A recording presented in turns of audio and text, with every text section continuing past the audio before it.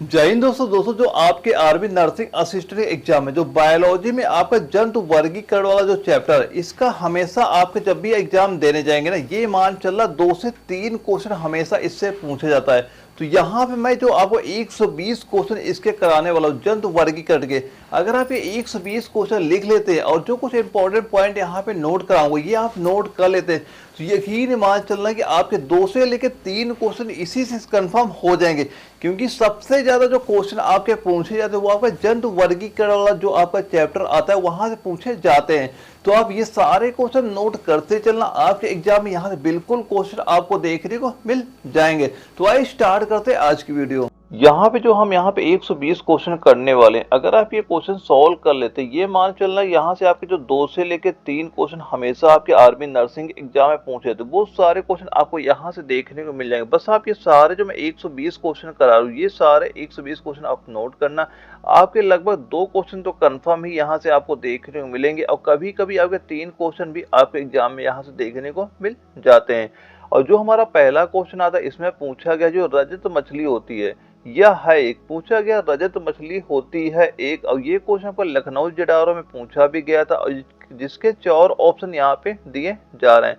तो ये बताइए जो रजत मछली होती है ये क्या होती है। तो राइट आंसर इसका नोट कर लेना, क्या होती है, ये आपकी कीट होती है। क्या आपकी होती है, कीट होती है। और दोस्तों एक पॉइंट ये भी नोट करना, जो रजत मछली होती है ये किस संघ में आती है, ये किस संघ में आती है, ये भी कई बार आपके एग्जाम में क्वेश्चन बना हुआ है।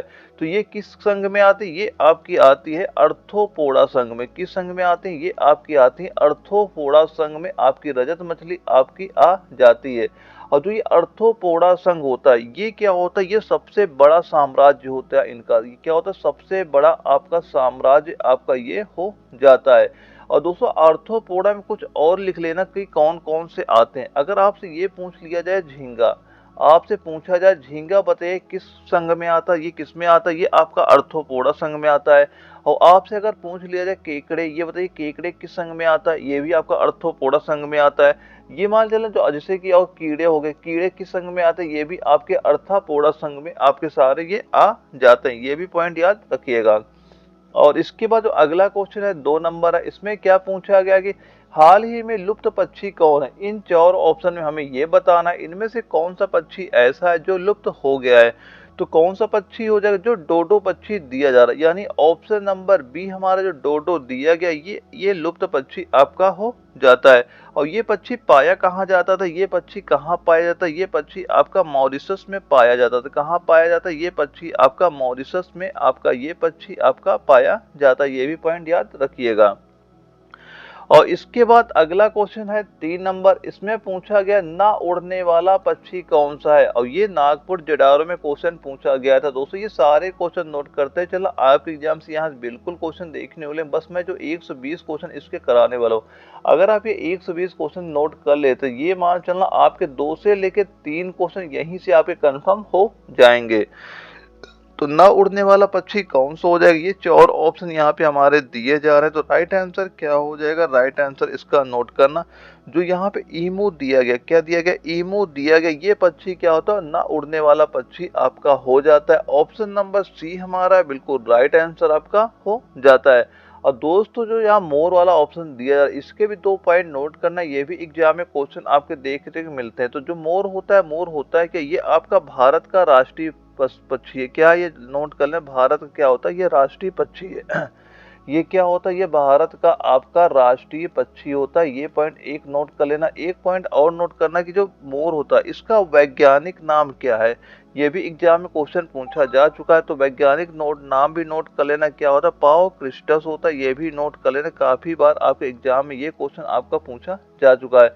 वैज्ञानिक नाम क्या होता है, वैज्ञानिक नाम आपका इसका पाओ क्रिस्टस होता है। और ये भारत का राष्ट्रीय पक्षी भी आपका है। ये दोनों पॉइंट याद रखिएगा।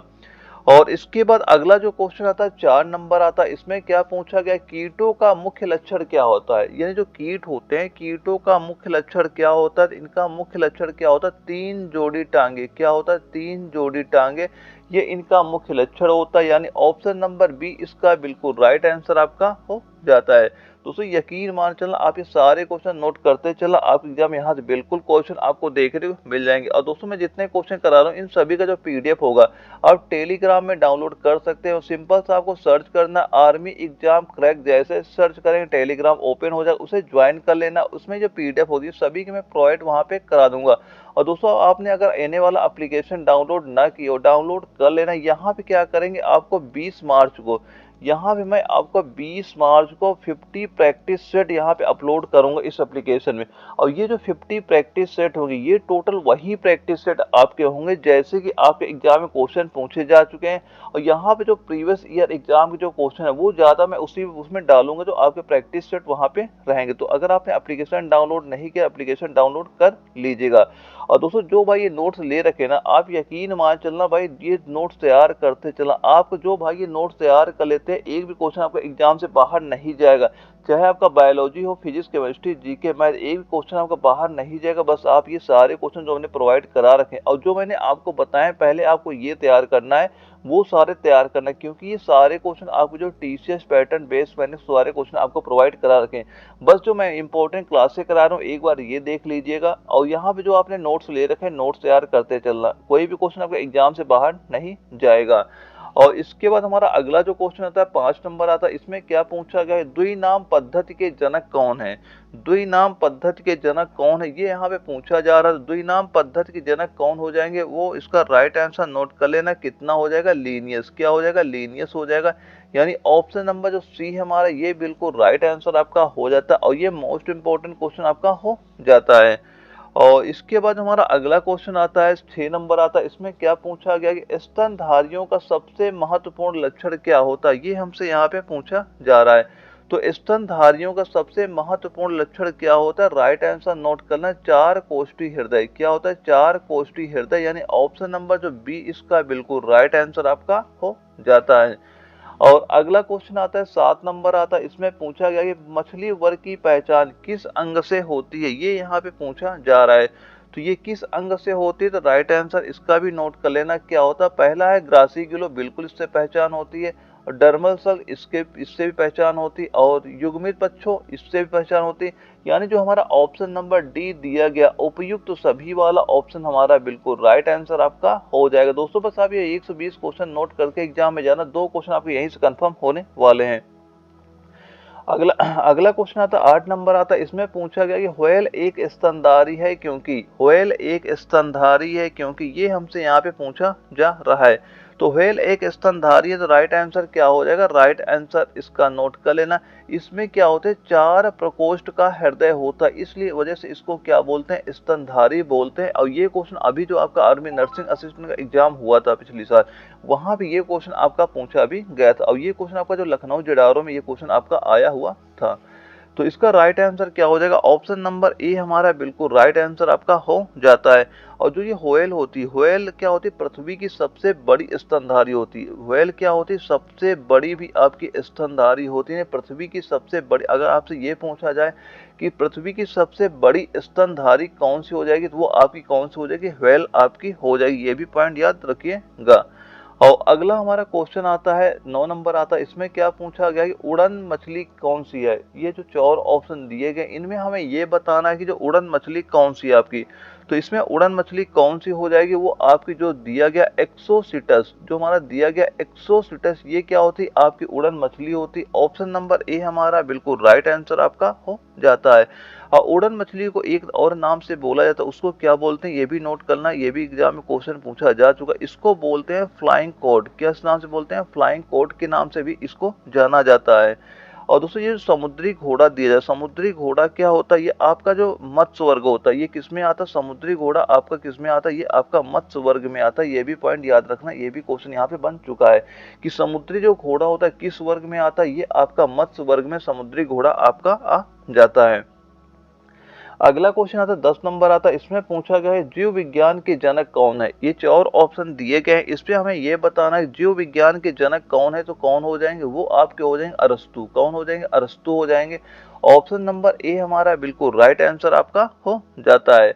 और दोस्तों एक पॉइंट और नोट कर, जो यहाँ पे दिया गया है जे मंडल दिया गया है, जो यहाँ पे जे मंडल दिया जा रहा है, ये इनको किसका जनक बोला जाता है, किसका जनक बोला जाता है, ये भी नोट करना। ये भी एग्जाम में कई बार क्वेश्चन पूछा जा चुका है। किसका जनक बोलते हैं, इसको बोलते हैं आनुवांशिकता का जनक। किसको बोला जाता है, इनको बोला जाता है आनुवांशिकता का जनक बोला जाता है। किसका जनक बोला जाता है, आनुवांशिकता का जनक पूछा जाता है। अगर आपसे ये पूछता है कि ये बताइए आनुवांशिकता का जनक किसे कहा जाता है, इसका राइट आंसर क्या हो जाएगा, जो जे मेंडल है इनको आनुवांशिकता का जनक कहा जाता है। ये भी पॉइंट याद रखना, इंपॉर्टेंट पॉइंट है, ये भी एग्जाम में क्वेश्चन बन चुका है आपका।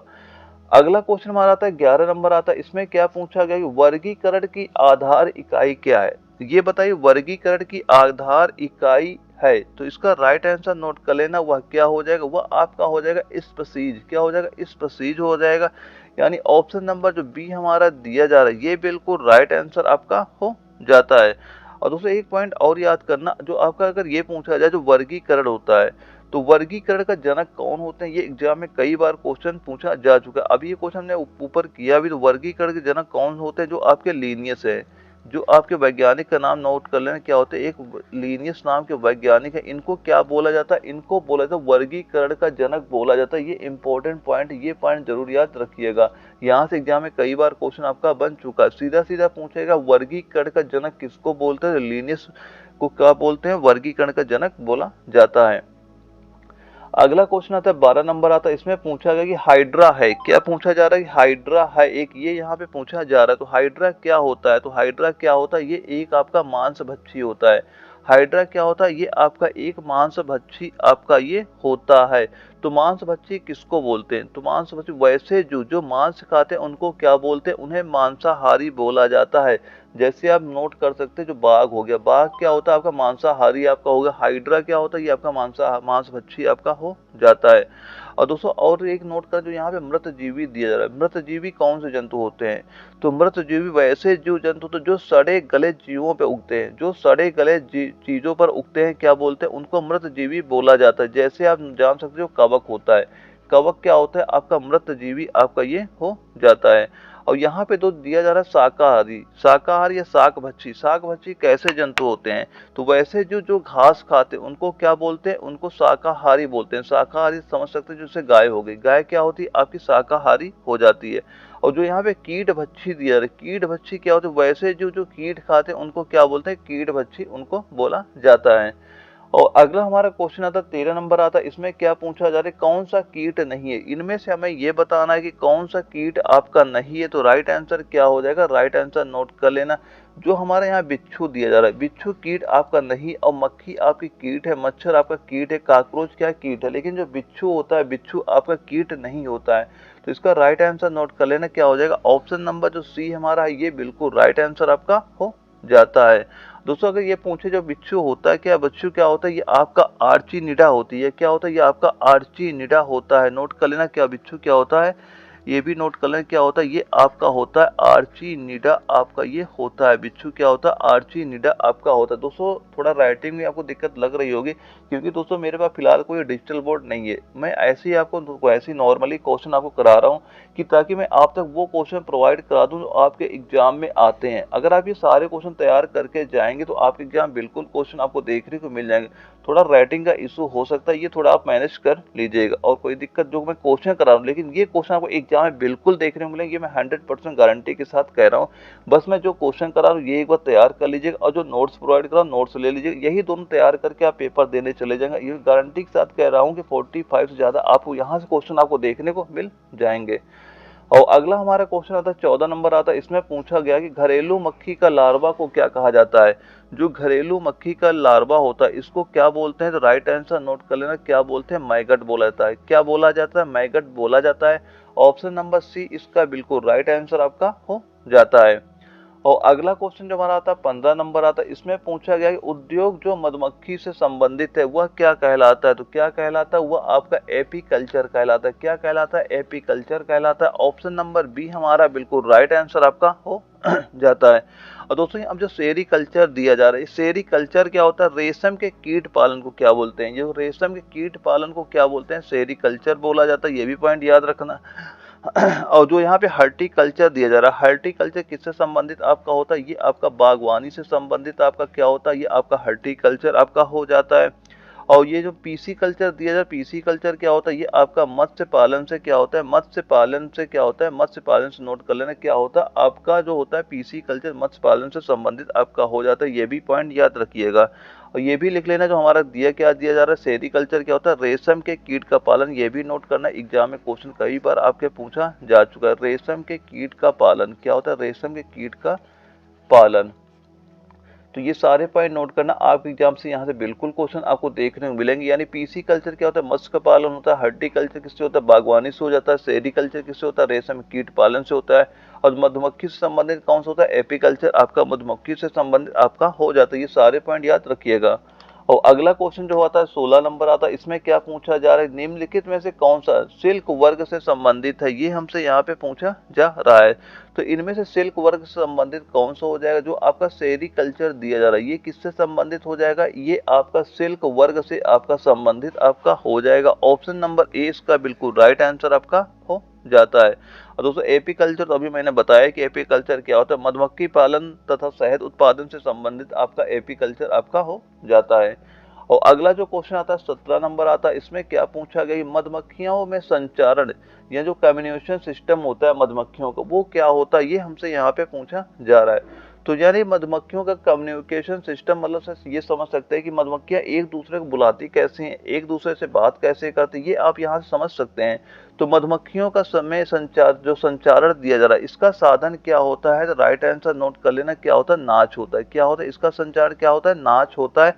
ऑप्शन नंबर सी हमारा बिल्कुल राइट आंसर आपका हो जाता है। और दोस्तों एक बात और याद करना, जो एक मधुमक्खी होती है, जैसे एक मधुमक्खी ये हो जाती है, एक मधुमक्खी ये हो जाती है, ये एक दूसरे को पहचानती कैसी है, कि ये एक दूसरे कैसे पहचानती, ये पहचानती है उनके एक दूसरे के सुगंध के कारण। यानी इन एक दूसरे के किससे पहचानते, एक दूसरे के सुगंध के कारण ये एक दूसरे को पहचानती हैं। दोस्तों एक पॉइंट और याद रखना, जो मधुमक्खियां होती है, मधुमक्खियों में जो उनका डंक होता है क्या पाया जाता है, इसमें क्या पाया जाता है, मधुमक्खियों में एक एसिड पाया जाता है, ये भी एग्जाम में कई बार क्वेश्चन पूछा गया है। तो मधुमक्खियों में कौन सा एसिड पाया जाता है, नोट करना कौन सा होता है, वो आपका होता है फॉर्मिक एसिड। कौन सा होता है, वो आपका होता है फॉर्मिक एसिड, इनमें आपका पाया जाता है। और फॉर्मिक एसिड इसका उपयोग कहाँ पे होता है, ये भी बताइए। जो फॉर्मिक एसिड होता है इसका अगर उपयोग बताओ कहाँ पे होता है, तो इससे उपयोग कहाँ होता है, गठिया की दवा बनाने में होता है। कहाँ पे होता है, ये भी पॉइंट याद कर लेना, कहाँ पे इसका उपयोग होता है, गठिया की दवा। गठिया की दवा को बनाने में किसका प्रयोग किया जाता है, फॉर्मिक एसिड का आपका प्रयोग किया जाता है। और दोस्तों जो नाच करती है ना, ये नाच किसका इंडिकेटर करती है, जो मधुमक्खियां होती है कहीं भिनभिना, आपने देखा होगा भिनभिनाएं करती हैं, ये किसका इंडिकेटर करती है, ये इंडिकेटर करती है कि लोकेशन इंडिकेट करती है कि यहाँ पे फूड है, यहाँ पे यानी इनका भोजन है। यहाँ पे किस चीज का इंडिकेटर करते हैं, ये यहाँ पे इनका भोजन है, इस वजह से यहाँ पे डांस करते हैं, जिसके कारण क्या होता है कि और जो मधुमक्खियां होती है यहाँ पे आपकी ये आ जाती है। ये सारे पॉइंट याद रखिएगा। और अगला जो क्वेश्चन हमारा आता है 18 नंबर आता है, इसमें क्या पूछा गया, उस वैज्ञानिक का नाम क्या है जिसने मधुमक्खियों के संचरण की भाषा का पता लगाया था। संचरण मतलब जो डांस सबकी भाषा होती है, किस वजह से करती है, अभी हमने बताया कि यहाँ जहाँ पे फूड होता है वहां पे संचरण करती है, डांस करती है, एक दूसरे को बुलाती है। तो यह किस वैज्ञानिक ने पता किया था, तो इसका राइट आंसर नोट कर लेना। राइट आंसर क्या हो जाएगा, वह आपका हो जाएगा कार्ल वान फ्रिस। क्या हो जाएगा, कार्ल वान फ्रिस हो जाएगा। राइट आंसर क्या हो जाएगा, कार्ल वान फ्रिस, यानी ऑप्शन नंबर बी हमारा बिल्कुल राइट आंसर आपका हो जाता है। और दोस्तों ये बताइए, जो मधुमक्खियों का नृत्य होता है, जो मधुमक्खियां डांस करती हैं, जो मधुमक्खियां डांस करती हैं, इनके नृत्य को बोला क्या है, कौन सा नृत्य करती हैं ये बताइए। तो कौन सा नृत्य ये करती है, नृत्य का नाम भी नोट कर लें, उसे नाम क्या दिया गया, बेगल नाम दिया गया। क्या नाम दिया गया, बेगल नाम इसको दिया गया, ये भी पॉइंट याद रख लेना। क्या नाम दिया गया, बेगल नाम दिया गया है। और मधुमक्खियों के डंक में क्या पाया जाता है, ये पॉइंट ये जरूर याद करना, जो मधुमक्खियां होती हैं इनके डंक में पाया क्या जाता है, डंक में क्या पाया जाता है, अभी हमने नोट करा है फार्मिक अम्ल पाया जाता है। क्या पाया जाता है, फार्मिक अम्ल पाया जाता है। ये पॉइंट बिल्कुल याद कर लेना, क्या पाया जाता है, फार्मिक अम्ल इसमें पाया जाता है। ये एग्जाम में कई बार क्वेश्चन बन चुका, मोस्ट इंपोर्टेंट पॉइंट आपका ये हो जाता है। और अगला जो क्वेश्चन आता है हमारा 19 नंबर आता है, इसमें क्या पूछा गया, मौन घाटी जहां पादपों और जंतुओं की दुर्लभ जातियां हैं कहां पर स्थित है। तो ये कहाँ पर स्थित हो जाएगा, तो राइट आंसर इसका नोट कर लेना, कहाँ स्थित हो जाएगा, केरल में स्थित हो जाएगा। ऑप्शन नंबर सी इसका बिल्कुल राइट आंसर आपका हो जाता है। और दोस्तों ये इंपॉर्टेंट क्वेश्चन, ये क्वेश्चन आपका जीके वाले पोर्शन में कई बार आपके एग्जाम में ये क्वेश्चन आपका पूछा जा चुका है। अगला क्वेश्चन आता है 20 नंबर आता है, इसमें पूछा गया भारतवर्ष का राष्ट्रीय पुष्प कौन है। ये बताइए भारतवर्ष का राष्ट्रीय पुष्प कौन सा है, तो कौन सा हो जाएगा, वो आपका होता है कमल। कौन सा होता है, कमल होता है, यानी ऑप्शन नंबर बी इसका बिल्कुल राइट आंसर आपका हो जाता है। दोस्तों यहाँ पे कुछ पॉइंट और नोट करना, एक तो ये बताइए इसका भारत का जो राष्ट्रीय पक्षी क्या है, एक ये बताइए भारत का राष्ट्रीय पक्षी क्या है, ये पॉइंट बताइए। और एक पॉइंट ये बताइए राष्ट्रीय पक्षी हो गया, राष्ट्रीय पशु क्या है ये बताइए हमें। और एक पॉइंट और बताइए जो राष्ट्रीय फल हो गया, राष्ट्रीय फल क्या होता है ये बताइए हमें। और ये बताइए जो राष्ट्रीय मिठाई होती है, राष्ट्रीय मिठाई क्या होती है ये बताइए। और एक पॉइंट और बताएं जो राष्ट्रीय वृक्ष होता है, राष्ट्रीय वृक्ष क्या होती है। यहाँ से भी एग्जाम में कई बार क्वेश्चन आपके बन चुके हैं, तो ये भी सारे पॉइंट याद कर लेना। तो जो राष्ट्रीय पक्षी होता है, राष्ट्रीय पक्षी कौन सा होता है, ये मोर होता है, ये तो हमने ऊपर अभी क्वेश्चन आपका किया था। और जो आपका राष्ट्रीय क्या दिया जाए, राष्ट्रीय पशु, राष्ट्रीय क्या हो जाए, राष्ट्रीय पशु नोट कर लेना, क्या लिखा है राष्ट्रीय पशु। तो राष्ट्रीय पशु क्या होता है ये भी नोट करना, क्या होता है राष्ट्रीय पशु बाघ होता है। और राष्ट्रीय फल क्या होता है, राष्ट्रीय फल भी नोट कर लेना, क्या होता है आम को क्या बोलते हैं, राष्ट्रीय फल बोलते हैं। और राष्ट्रीय मिठाई क्या होती है ये भी नोट कर लेना, क्या होता है राष्ट्रीय मिठाई होती है जलेबी होती है, क्या होती है जलेबी होती है। और राष्ट्रीय वृक्ष कौन सा होता है, जो बरगद का वृक्ष होता है, बरगद का वृक्ष होता है, इसको क्या बोलते हैं राष्ट्रीय वृक्ष आपका बोला जाता है। ये सारे पॉइंट याद रखिएगा। अगला क्वेश्चन हमारा आता है 21 नंबर आता है, इसमें क्या पूछा जा रहा है, रेशों की फसल जो भारत में सबसे अधिक क्षेत्र में होती है वो कौन सी है, वो हमसे यहाँ पूछा जा रहा है। तो इसका राइट आंसर नोट कर लेना, वह क्या हो जाएगा, जो हमारा कपास दिया जा रहा है, क्या दिया जा रहा है, कपास दिया जा रहा है। ऑप्शन नंबर बी इसका बिल्कुल राइट आंसर आपका हो जाता है। और दोस्तों ये बताइए जो कपास की खेती होती है ये किस मिट्टी में इसकी खेती होती है, इसका नाम बताइए, मिट्टी का नाम भी नोट कर लेना, किस मिट्टी में सर्वाधिक इसकी खेती होती है, ये भी एग्जाम में क्वेश्चन बन चुका है। तो किस मिट्टी में होती है, जो काली मिट्टी पाई जाती है, मिट्टी कौन सी होती है, वो काली मिट्टी होती है जिसमें ये सर्वाधिक खेती आपकी की जाती है। और दोस्तों एक ये बताइए जो कपास तो हो गया, कपास का यही, और ये बता दीजिए जो कपास होता है ये प्राप्त किससे होता है, ये भी नोट कर लेना। कपास किससे प्राप्त होता है, ये प्राप्त होता है बीज से। किससे प्राप्त होता है, ये बीज से प्राप्त होता है। कपास किससे प्राप्त होता है, ये भी नोट कर ले, जो बीज से क्या प्राप्त होता है, कपास प्राप्त होता है। और एक ये बताइए सबसे अधिक जूट होता है, जो कपास होता है किस राज्य में होता है, यानी जो ये बताइए जो जूट दिया जाएगा, ये भी एग्जाम में कई बार क्वेश्चन पूछा जा चुका है कि सबसे ज्यादा जो जूट होती है, जूट की खेती सबसे ज्यादा कहाँ पे होती है, किस राज्य में होती है, ये बताइए। सबसे ज्यादा खेती इसकी किस राज्य में आपकी होती है, ये बताइए जूट के बारे में। ये भी क्वेश्चन आपके एग्जाम में कई बार क्वेश्चन बन चुका है। तो कहाँ पे होती है, ये आपकी होती है पश्चिम बंगाल में। कहाँ पे होती है, ये नोट करना, कहाँ पे होती है, पश्चिम बंगाल में होती है। कहाँ पे होती है, पश्चिम बंगाल में इसकी खेती सबसे ज्यादा आपकी होती है। ये पॉइंट याद रखिएगा कि जो जूट है, जूट की खेती सबसे ज्यादा कहाँ पे होती है, आपकी पश्चिम बंगाल में सबसे ज्यादा खेती आपकी इसकी होती है। अगला क्वेश्चन आता है 22 नंबर आता है, इसमें पूछा गया है क्रिकेट के बल्ले किस लकड़ी से बनते हैं। जो क्रिकेट के बल्ले हैं किस लकड़ी से बनते हैं, किस लकड़ी से बनते हैं, इसका राइट आंसर नोट कर लेना। राइट आंसर क्या हो जाएगा, जो यहाँ पे दिया जा रहा हमारा सेलिक्स परपोरिया, क्या दिया जा रहा है, जो हमारा दिया गया है सेलिक्स परपोरिया दिया जा रहा है। ऑप्शन नंबर बी इसका बिल्कुल राइट आंसर हमारा हो जाएगा। और इसके बाद हमारा अगला क्वेश्चन आता है 23 नंबर आता है, इसमें क्या पूछा गया कि शीतकाल में तुषार पाले का वितरण कहाँ पर पाया जाता है, ये हमसे यहाँ पूछा जा रहा है। शीतकाल में तुषार पाले का वितरण कहाँ पे पाया जाता है, तो राइट आंसर इसका नोट कर लेना, क्या हो जाएगा, ऊतकों में निर्जलीकरण तथा यांत्रिक क्षति हो जाती। राइट आंसर क्या हो जाएगा, ऊतकों में निर्जलीकरण तथा यांत्रिक क्षति हो जाती। और ये क्वेश्चन आपका जयपुर जडारा में पूछा गया था, और सेम टू सेम ऐसी क्वेश्चन ऑप्शन वहां पे आपके दिखे थे। और राइट आंसर आपका ऑप्शन नंबर बी हमारा बिल्कुल राइट आंसर आपका किया गया था। और जो हमारा अगला क्वेश्चन आता है, इसमें पूछा जा रहा है डेयरी के दूध तथा पादपों का किण्वन करने वाले जीवाणु का नाम क्या है, ये हमसे यहाँ पे पूछा जा रहा है। तो राइट आंसर क्या हो जाएगा, वह आपका हो जाएगा लैक्टोबैसिलस। क्या हो जाएगा, लैक्टोबैसिलस हो जाएगा। जीवाणु कौन सा हो जाएगा, वो जीवाणु को नाम हो जाएगा लैक्टोबैसिलस हो जाएगा, यानी ऑप्शन नंबर डी इसका बिल्कुल राइट आंसर आपका हो जाता है। अगला क्वेश्चन आता है 25 नंबर आता है, इसमें क्या पूछा गया कि द्विनाम पद्धति का अर्थ है कि प्रत्येक जीव के, द्विनाम पद्धति का अर्थ है कि प्रत्येक जीव के, ये हमसे यहाँ पूछा जा रहा है। तो इसका राइट आंसर नोट कर लेना, क्या हो जाएगा, एक नाम से जीनस और दूसरे नाम से स्पीशीज जाति का शब्द होता है। इसका राइट आंसर क्या हो जाएगा, ऑप्शन नंबर बी हमारा बिल्कुल राइट आंसर आपका हो जाता है।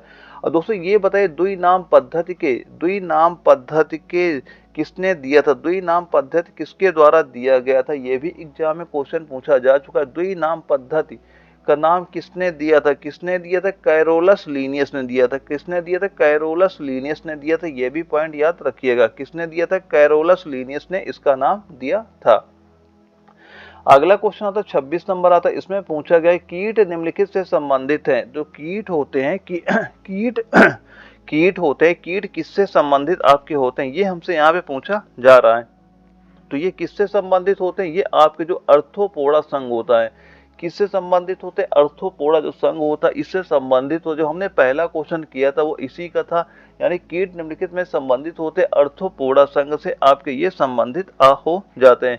दोस्तों पृथ्वी पर जितने भी जीव जंतु पाए जाते हैं उनमें लगभग ये मान चलना कि 70% जो जंतु होते हैं, 70% जंतु आपके अर्थोपोडा संघ में ही आपके आ जाते हैं। और दोस्तों यहाँ पे जो दिया गया पोरीफेरा, ये पोरीफेरा क्या होता है, पोरीफेरा वो ऐसे स्पंज भी कहा जाता है। ये इस संघ के सभी जो जंतु होते हैं ना, ये खारे पानी में रहते हैं। ये क्या रहते हैं, खारे पानी में रहते हैं, ये पॉइंट रखना। अगर आपसे क्वेश्चन बनता है कि खारे पानी में जो जंतु रहते हैं वो किस संघ में आते हैं, वो आपके पोरीफेरा संघ में आपके आ जाते हैं, ये भी पॉइंट याद रखिएगा। और दोस्तों यहाँ पे दिया जा रहा है जो सिलेंट्रेटा दिया जा रहा है, ये सिलेंट्रेटा क्या होता है, तो सिलेंट्रेटा संघ के जो जीव होते हैं ये आपके बहुकोशिकीय होते हैं और जिसमें ऊतक स्तर पाया जाता है और भोजन का मुख्य द्वार ग्रहण करते हैं और मुख्य द्वार से अवशेष को बाहर करते हैं। जैसे आप जान सकते हो, जैसे हाइड्रा हमारा हो गया, जैसे हमारा क्या होता है, एक आप जंतु जानते हो जैसे हाइड्रा होता है। हाइड्रा किस संघ में आता है आपका, वो सिलोन्ट्रेटा संघ में ही आपका ये आ जाता है। हाइड्रा हो जाता है आपका, एक यूरेलिया हो जाता है, ये सारे किसमें आते हैं, ये सारे आपके सिलोन्ट्रेटा संघ में आपके आ जाते हैं। अगले क्वेश्चन आता है 27 नंबर आता है, इसमें पूछा गया प्रायः किस जीव को किसान अच्छा मित्र कहा जाता है, ये हमसे यहाँ पे पूछा जा रहा है। तो इसका राइट आंसर नोट कर लेना, राइट आंसर क्या हो जाएगा, वो आपका केचुआ हो जाएगा। क्या हो जाएगा, केचुआ हो जाएगा, यानी ऑप्शन नंबर ए इसका बिल्कुल राइट आंसर आपका हो जाता है। और दोस्तों जो केचुआ का मल होता है ना, केचुए के मल में क्या होता है, यूरिया पाया जाता है और इसका वर्मी कंपोस्ट बनाया जाता है। जो केचुआ का मल होता है इसमें क्या पाया जाता है, यूरिया पाया जाता है और जिससे क्या बनाया जाता है, उससे आपका वर्मी कंपोस्ट आपका बनाया जाता है। और दोस्तों मधुमक्खियों के बारे में एक पॉइंट तो आपको पता ही होगा, मधुमक्खियों की जो भाषा क्या होती है, इनकी भाषा, मधुमक्खी की भाषा क्या होती है, याद कर लेना, क्या होती है, डांस होती है। तो मधुमक्खियों की भाषा क्या होती है, डांस इनकी भाषा आपकी हो जाती है। और दोस्तों जो आपकी ये मधुमक्खी होगी, एक ये मधुमक्खी होगी और एक चींटी हो गई, इनको मान लो क्या बोला जाता है, इनको क्या बोलते हैं, इनको बोलते हैं सामाजिक कीट भी बोलते हैं। क्या बोला जाता है, इनको बोला जाता है सामाजिक कीट भी बोला जाता है। क्या बोलते हैं, सामाजिक कीट के नाम से भी जानते हैं। अगर क्वेश्चन बनता है कि सामाजिक कीट किसे बोला जाता है, एक चींटी हो गया, मधुमक्खियां हो गए, इनको क्या बोलते हैं, इनको सामाजिक कीट भी बोला जाता है, जिसमें श्रमिकों का विभाजन होता है, जिसमें क्या होता है, श्रमिका का विभाजन आपका होता है। ये पॉइंट याद रखना, ठीक है। अगला क्वेश्चन आता है हमारा 28 नंबर आता है, इसमें क्या पूछा गया, जो समुद्री ककड़ी जिसे हम कुकुम्बर निम्नलिखित में से किसे इंगित करती है, यानी समुद्री जो ककड़ी होती है किसे इंगित करती है, ये हमसे यहाँ पे पूछा जा रहा है। तो ये किसको इंगित करती है, ये इंगित करती एक समुद्री अकशेरुकी, किसको, एक समुद्री अकशेरुकी को संबोधित करती है, यानी ऑप्शन नंबर बी हमारा बिल्कुल राइट आंसर आपका हो जाता है। और इसके बाद जो अगला क्वेश्चन आता है, इसमें 29 नंबर आता है, इसमें पूछा गया है चींटी के कितने पैर होते हैं। तो बताइए जो चींटियां होती हैं, चींटियों के कितने पैर होते हैं, चींटी के पैरों की संख्या कितनी होती है, वो होती है 6। कितने पैर होते हैं, 6 पैर पाए जाते हैं। ऑप्शन नंबर ए इसका बिल्कुल राइट आंसर आपका हो जाता है। और इनके जो पैर होते हैं, पैर को बोलते हैं कि ज्वाइंट लेग कहा जाता है। इनके जो पैर होते हैं, जो पैर को क्या बोलते हैं, ज्वाइंट लेग के नाम से जाना जाता है। यह भी याद कर लेना, किस नाम से जानते हैं, इनको जानते हैं ज्वाइंट लेग के नाम से ये जाने जाते हैं। और जो चींटियां होती हैं किस संघ में आती हैं, तो ये चींटियां किस संघ में आती है, ये भी बताइए। अर्थोपोडा जो संघ होता है उसी में ये चींटियां भी आपकी पाई जाती है। ये भी क्वेश्चन याद रखिएगा, सीधा सीधा पूछेगा जो चींटियां होती है किस संघ में आती है, किस संघ में आती है, आपकी अर्थोपोडा संघ में आपको आती हैं। और अगला जो क्वेश्चन आता है 30 नंबर आता है, इसमें क्या पूछा जा रहा है, ओनोकोलॉजी किसका अध्ययन है, यानी ओनोकोलॉजी में किसका अध्ययन किया जाता है, किसका अध्ययन किया जाता है, तो कैंसर का अध्ययन किसमें होता है, ओनोकोलॉजी में होता है। ऑप्शन नंबर बी इसका बिल्कुल राइट आंसर आपका हो जाता है। और दोस्तों यहाँ पे जो दिया जा रहा है ओरेंथोलॉजी, ओरेंथोलॉजी में किसका अध्ययन होता है, जो पक्षियां दिया जा रहा है, पक्षियों के अंतर्गत किसका अध्ययन होता है, जो पक्षियां होती हैं इनका ओरेंथोलॉजी के अंतर्गत अध्ययन किया जाता है, ये भी पॉइंट याद रखिएगा।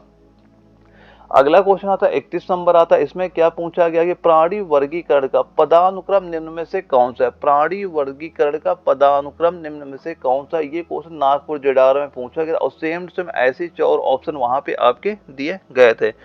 इसका ऑप्शन नंबर सी हमारा बिल्कुल राइट आंसर आपका हो जाएगा। और इसके बाद हमारा अगला क्वेश्चन आता है 32 नंबर आता है, इसमें क्या पूछा गया है, एक भारतीय हाथी के बच्चे का वजन कितना होता है, यानी जो एक भारतीय हाथी होता है, हाथी के बच्चे का वजन कितना होता है, तो राइट आंसर नोट कर लेना कितना होता है, वो आपका होता है 100 किलोग्राम से 150 किलोग्राम के बीच में होता है। इसका right answer option number C इसका बिल्कुल राइट आंसर आपका हो जाता है। अगला क्वेश्चन हमारा आता है, इसमें पूछा गया है निम्नलिखित में से कौन सा शीत रक्त जानवर है, ये बताइए इनमें से कौन सा आपका शीत रक्त जानवर है, जो छिपकली होती है, ये मोस्ट इंपोर्टेंट क्वेश्चन, यहाँ से एग्जाम में कई बार क्वेश्चन पूछा जा चुका है। जो आपकी छिपकली हो गई, मेढक हो गया, मछली होगी, ये सारे क्या होते हैं, सारे सारे आपके शीत रक्त जानवर आपके कहलाते हैं।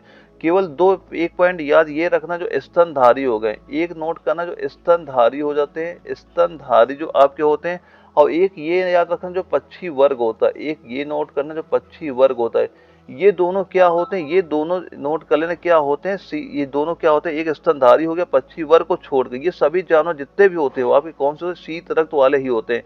केवल स्तनधारी और पक्षी वर्ग शीत रक्त वाले नहीं होते हैं, इसके अलावा जितने भी आपके जानवर होते हैं सारे क्या होते हैं, आपके शीत रक्त वाले ही जानवर आपके होते हैं, ये पॉइंट याद रखिएगा। और अगला जो क्वेश्चन आता है 34 नंबर आता है, इसमें पूछा गया कि रेशम का कीड़ा अपने जीवन चक्र के किस चरण में वाणिज्यिक तंतु पैदा करता है, ये यहाँ पे क्वेश्चन पूछा जा रहा है।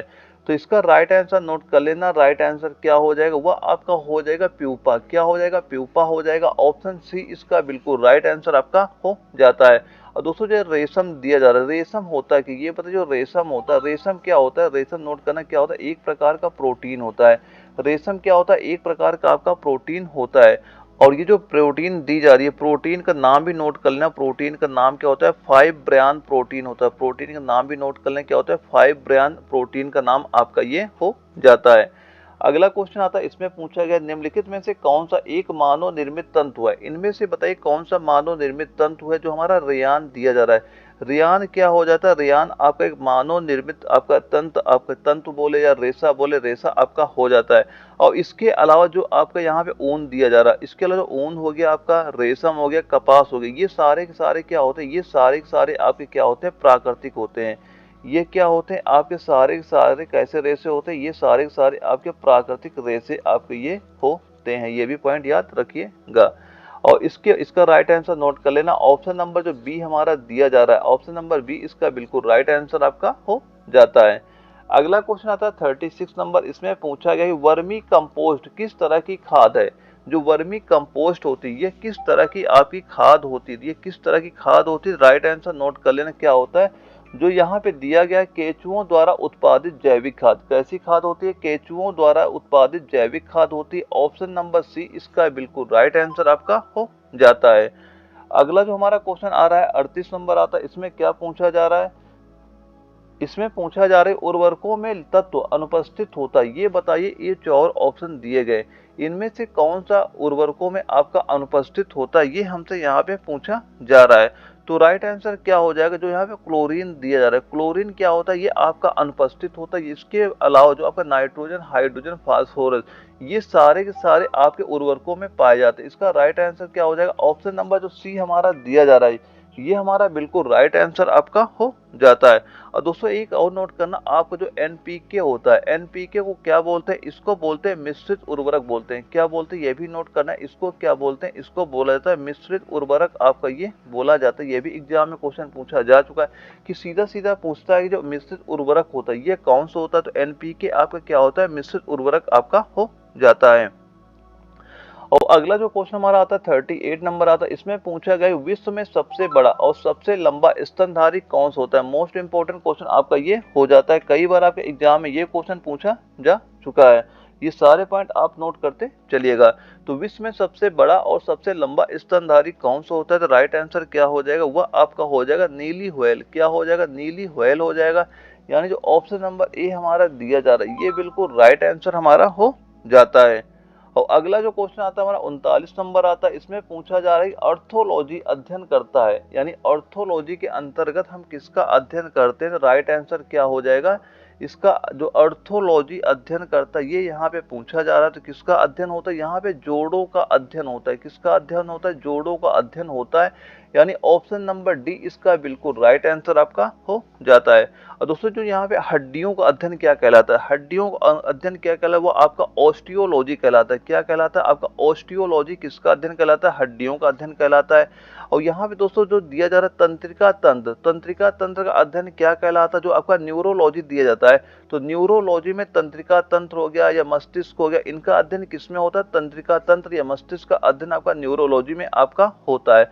और दोस्तों जो आपका मांसपेशियां दी जा रही, मांसपेशियों में किसका अध्ययन होता है, माइकोलॉजी का अध्ययन होता है मांसपेशी। दोस्तों ये पॉइंट नोट करें, यहाँ से एग्जाम में कई बार क्वेश्चन आपका बन चुका है।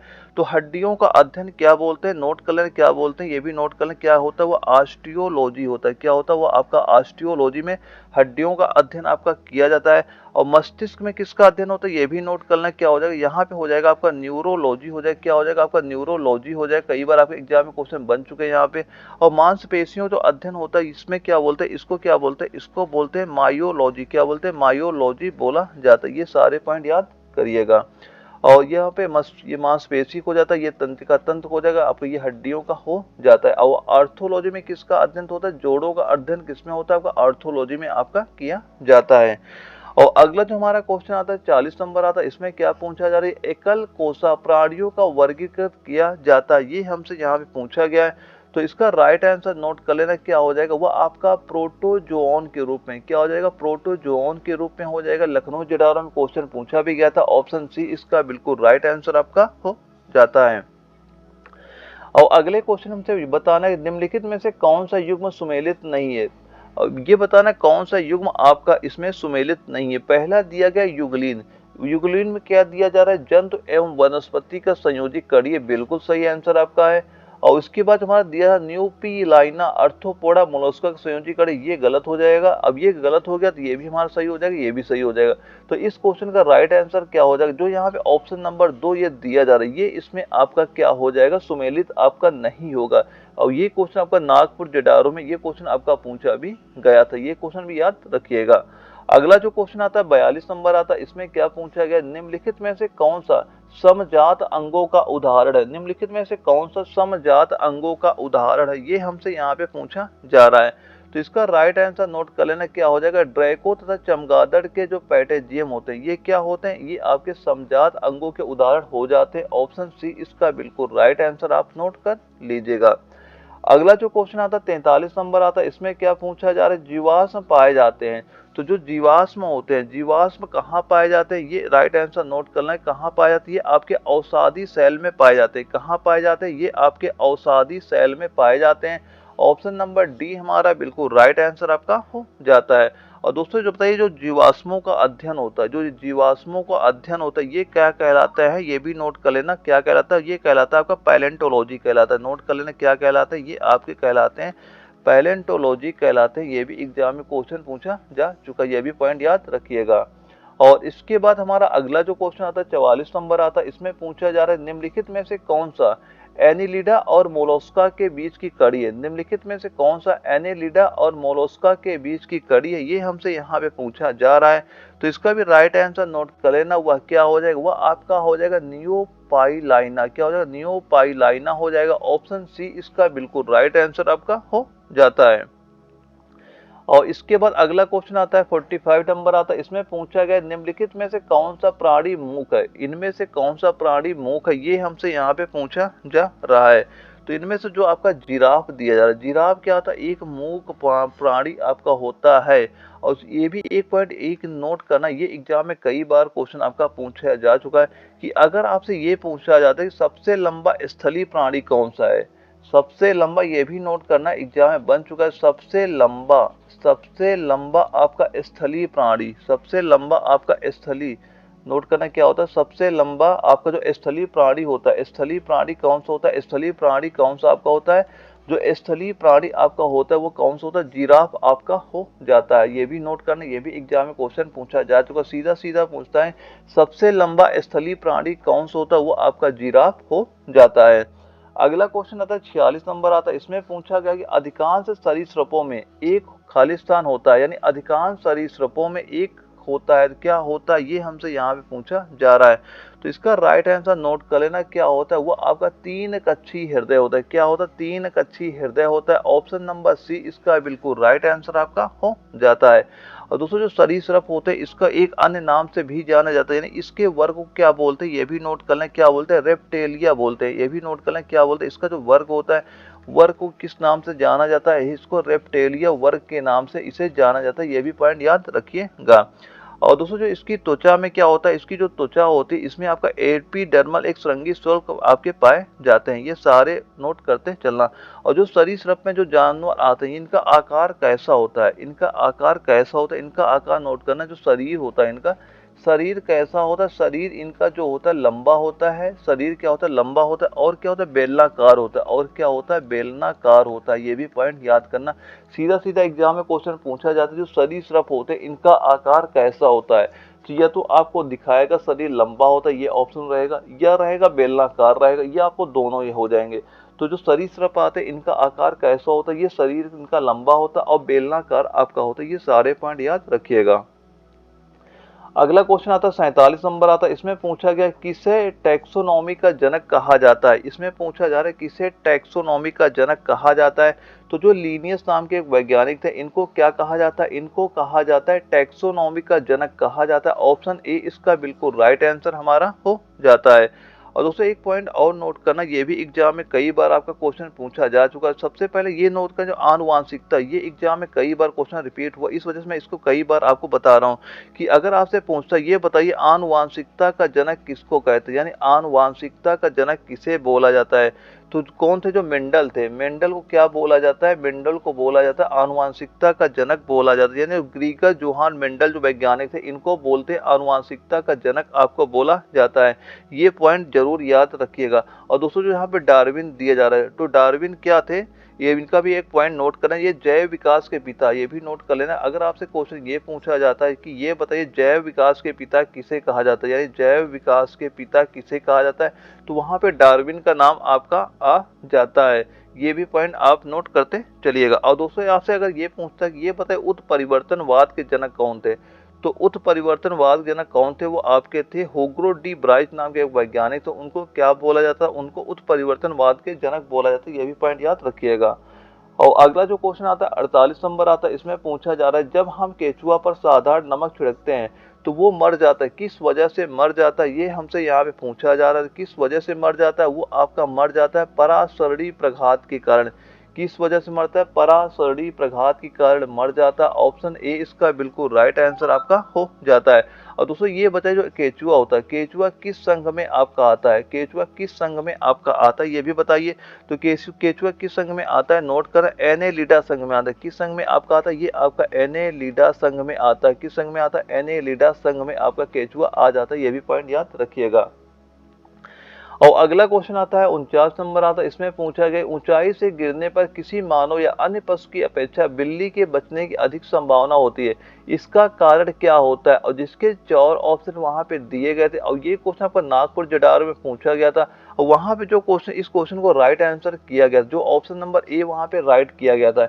यहाँ जो बिल्ली होती, बिल्ली तत्काल अपने आप को समायोजित कर अपने चारों पैरों पर भूमि पर आती है और पैरों पर मोड़ सकती है ताकि गिरने के आघात से अवशोषित कर ले। ये राइट आंसर आपका ऑप्शन नंबर ए हमारा हो जाता है। ये क्वेश्चन आपका नागपुर जब पूछा गया था वहां पे ऑप्शन नंबर ए आपका राइट किया गया था। आपके एग्जाम में क्वेश्चन रिपीट होता है, आपको भी इसी ऑप्शन को राइट करना है वहां पे। अगला क्वेश्चन हमारा आता है 50 नंबर आता है, इसमें क्या पूछा जा रहा है, केंद्रीय पशु चिकित्सा संस्थान कहाँ पर स्थित है।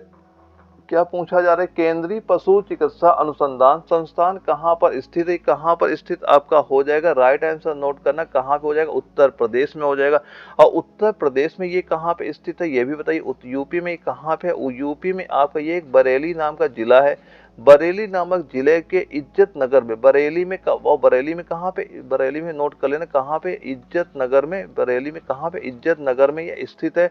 और इसकी स्थापना कब हुई थी, और इसकी स्थापना भी नोट कर लेना कब हुई थी, आपकी 1889 ईस्वी में आपकी इसकी स्थापना हुई थी। यानी केंद्रीय पशु चिकित्सा अनुसंधान की स्थापना कब हुई थी, 1889 में हुई थी। और ये कहाँ पे, ये यूपी के बरेली नामक जिले में आपका ये स्थित आपका हो जाता है। ये भी पॉइंट नोट करना, इंपॉर्टेंट पॉइंट है, ये भी क्वेश्चन आपका बन सकता है आपके एग्जाम में। और इसके बाद हमारा अगला क्वेश्चन आता है, उसमें क्या पूछा जा रहा है, जितने दोस्त मैं क्वेश्चन करा रहा हूँ सारे आप नोट करते चलना, आपके एग्जाम में यहाँ से क्वेश्चन बिल्कुल आपको देखने को मिल जाएंगे। अगला क्वेश्चन हमारा आता है 51 नंबर आता है, इसमें क्या पूछा जा रहा है, मनुष्य का सामान्य तापक्रम लगभग कितना होता है, ये यहाँ पे पूछा जा रहा है। तो मनुष्य का सामान्य तापक्रम लगभग कितना होता है ये यहाँ पे पूछा जा रहा है। तो राइट आंसर इसका नोट कर लेना, राइट आंसर इसका क्या हो जाएगा, जो हमारा यहाँ पे दिया जा रहा है कितना, यानी कि मनुष्य का जो तापक्रम होता है वह लगभग लगभग कितना होता है। तो राइट आंसर नोट करना 98.6 फ़ारेनहाइट, कितना होता है, 98.6 फ़ारेनहाइट होता है। यानी ऑप्शन नंबर ए हमारा बिल्कुल राइट आंसर आपका हो जाता है। और दोस्तों यहाँ पे अगर डिग्री सेंटीग्रेड में आपसे पूछा था तो कितना हो जाता तो आपका हो जाता 36.9 डिग्री सेंटीग्रेड आपका ये हो जाता है। और दोस्तों अगर आपको ये केल्विन में पूछ लेता, केल्विन में ताप कितना होता, केल्विन कितना हो, 310 केल्विन ताप आपका हो जाता। दोनों पॉइंट याद रखना, कोई भी पॉइंट आपका पूछा जा सकता है। अगर फ़ारेनहाइट में पूछेगा तो 98.6 फ़ारेनहाइट होता है, डिग्री सेंटीग्रेड में पूछता है तो 36.9 डिग्री सेंटीग्रेड होता है, और केल्विन में पूछेगा 310 केल्विन आपका ये हो जाता है। ये सारे पॉइंट आप याद रखिएगा। और इसके बाद अगला क्वेश्चन आता है 52 नंबर आता है, इसमें पूछा जा रहा है एक सुरा के साथ संलग्न एक चूसक मत्स्य में दिखाई देने वाली प्राणी सहचर है, और ये आपका नागपुर जेडारम, ये भी क्वेश्चन आपका पूछा गया था। तो इसका राइट आंसर नोट कर लेना, राइट आंसर कितना हो जाएगा, जो हमारा यहाँ पे दिया जा रहा है यानी सहभोजिता, सहभोजिता यानी ऑप्शन नंबर ए हमारा बिल्कुल राइट आंसर आपका हो जाता है। और इसके बाद हमारा अगला क्वेश्चन आता है, इसमें पूछा जा रहा है, इसके बाद 53 नंबर आता है, इसमें क्या पूछ रहा है कि निम्नलिखित में से अंडा देने वाला स्तनपायी कौन सा है, निम्नलिखित में से अंडा देने वाला स्तनपायी कौन सा, ये यहाँ पे पूछा जा रहा है। तो इसका राइट आंसर नोट कर लेना, राइट आंसर क्या हो जाएगा, जो हमारा यहाँ पे दिया जा रहा है कंटीली चींटी खोर, क्या दिया जा रहा है, कंटीली चींटा खोर जो दिया जा रहा है, यानी कटीला चींटी खोर जो दिया जा रहा है, ये ऑप्शन नंबर डी हमारा बिल्कुल राइट आंसर आपका हो जाता है। और दोस्तों यहाँ पे एक दो पॉइंट और आप नोट करना चाहें नोट कर सकते हैं, ये भी एग्जाम में क्वेश्चन कई बार आ चुके हैं। अगर आपसे ये बोलता है कि ये बताइए सब जो उड़ने वाला स्तनधारी कौन सा होता है, जो यहाँ पे चमगादड़ दिया जाए, ये पॉइंट नोट करना, कई बार आपके एग्जाम में क्वेश्चन पूछा जा चुका है कि अगर आपसे पूछता है ये बताइए जो उड़ने वाला स्तनधारी कौन सा है, यानी उड़ने वाला स्तनधारी कौन सा है, अगर आपसे पूछते हैं उड़ने वाला स्तनधारी कौन सा होता है, वो आपका चमगादड़ आपका हो जाता है। और दोस्तों अगर आपसे ये पूछता है कि सबसे बड़ी स्तनधारी, ये बताइए सबसे बड़ा स्तनधारी कौन सा है, सबसे बड़ा स्तनधारी आपका कौन सा है, तो सबसे बड़ा स्तनधारी कौन सा हो जाएगा, वो आपका व्हेल हो जाएगा। ये दोनों पॉइंट नोट करना, अगर ये पूछता है उड़ने वाला स्तनधारी तो कौन सा हो जाएगा, चमगादड़ हो जाएगा। अगर ये पूछे कि सबसे बड़ा स्तनधारी तो आपका व्हेल हो जाएगा। ये दोनों पॉइंट आप याद रखिएगा। अगला क्वेश्चन आता है 54 नंबर आता है, इसमें क्या पूछा जा रहा है कि विश्वव्यापी तापन के संभावित परिणाम क्या हो सकता है, विश्वव्यापी तापन का संभावित परिणाम आपका क्या हो सकता है, ये हमसे यहाँ पे पूछा जा रहा है। तो इसका राइट आंसर क्या हो जाएगा, पहला है समुद्र के स्तर में वृद्धि, बिल्कुल है। फसल के स्वरूप में परिवर्तन, ये भी बिल्कुल सही है। तट रेखा में परिवर्तन, ये भी बिल्कुल सही है। यानी उपयुक्त सभी वाला ऑप्शन नंबर डी हमारा बिल्कुल राइट आंसर आपका हो जाता है। वैसे दोस्तों वो आपका विश्वव्यापी तापन जो मुख्य रीजन होता है, मुख्य कारण क्या होता है, वो आपका CO2 होता है। यानी CO2 की जो मात्रा है वायुमंडल में इस बढ़ रही है, जिस वजह से क्या होता है वायुमंडल जो टेम्परेचर है, टेम्परेचर भी आपका बढ़ता जा रहा है। ये तो आपका मुख्य कारण आपका क्या होता है, आपका कार्बन डाइऑक्साइड आपका मुख्य कारण इसका आपका हो जाता है। और अगला जो हमारा क्वेश्चन आता है 55 नंबर आता है, इसमें क्या पूछा गया कि सामाजिक वानिकी है, सामाजिक वानिकी है, और जिसके 4 ऑप्शन आपके यहाँ पे दिए जा रहे हैं। तो सामाजिक वानिकी क्या हो जाएगा, इसमें हो जाएगा आपका सरकारी स्वामित्व वाली भूमि पर उपयोगी पौधों का उगाना और उनकी व्यवस्था करना, क्या कहलाता है, वो आपका सामाजिक वानिकी कहलाता है। ऑप्शन डी इसका बिल्कुल राइट आंसर आपका हो जाता है।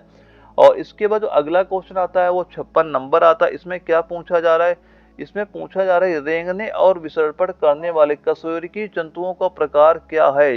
तो इसका राइट आंसर नोट कर लेना। राइट आंसर क्या हो जाएगा, वह आपका हो जाएगा रेप्टेलिया। क्या हो जाएगा, वह आपका हो जाएगा रेप्टेलिया हो जाएगा। ऑप्शन नंबर जो सी हमारा ये बिल्कुल राइट आंसर आपका हो जाता है।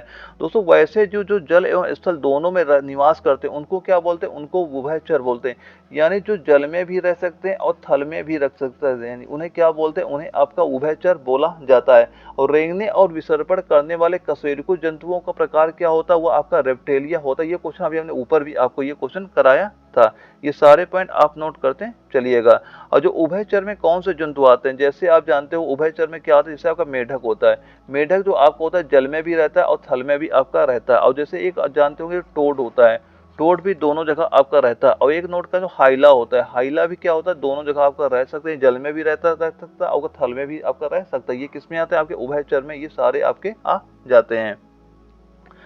और इसके बाद हमारा अगला क्वेश्चन आता है। इसमें पूछा जाए निम्नलिखित में से बेमेल कौन सा है। इनमें से हमें ये बताना है कौन सा आपका बेमेल है। तो दोस्तों यहाँ पे पहला दिया जा रहा वार्म हो गया है, ट्रोजन हॉर्स हो गया, तीसरा वायरस है, इसमें है ज्वार काइल, यही हमारा बेमेल हो जाएगा। ये तीनों आपके एक ही संघ में आपके आ जाते हैं।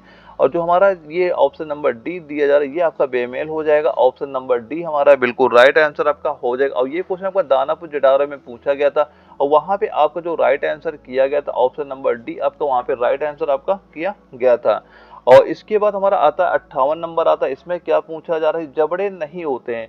ये 4 ऑप्शन दिए जा रहे हैं, इनमें ये बताइए किसमें आपके ये जबड़े नहीं होते। और ये नागपुर जटारा में क्वेश्चन पूछा गया था। तो इनमें से जबड़े किसमें नहीं होते, जो यहाँ पे दिया जा रहा है प्रोटोकॉन्ड्रिट जो दिया जा रहा है, प्रोटोकॉन्ड्रिट जबड़ा नहीं होता। कि सरीसृप में क्या होते हैं, जबड़े होते हैं, पक्षियों में जबड़े होते हैं, मछलियों में भी जबड़े पाए जाते हैं। लेकिन जो हमारा दिया जा रहा है प्रोटोकॉन्ड्रिट, इनमें क्या होता है, जबड़े नहीं होते हैं। यानी ऑप्शन नंबर डी हमारा बिल्कुल राइट आंसर आपका हो जाता है। और दोस्तों स्तनधारियों के बारे में एक पॉइंट हमेशा याद रखना, कई बार आप एग्जाम में क्वेश्चन बन चुका है कि जो स्तनधारी होती है ये अपने बच्चे को दूध पिलाते हैं। ये क्या होते हैं, ये एग्जाम सबसे मोस्टली पॉइंट यही आपको पूछा जाता है कि स्तनधारी कैसे होते हैं, ये अपने बच्चों को क्या करते हैं, दूध पिलाते हैं। तो ये बताइए कुछ स्तनधारियों के नाम नोट करना, ये हमेशा कंफ्यूजन करते हैं कि कौन कौन से आपके स्तनधारी आपके होते हैं।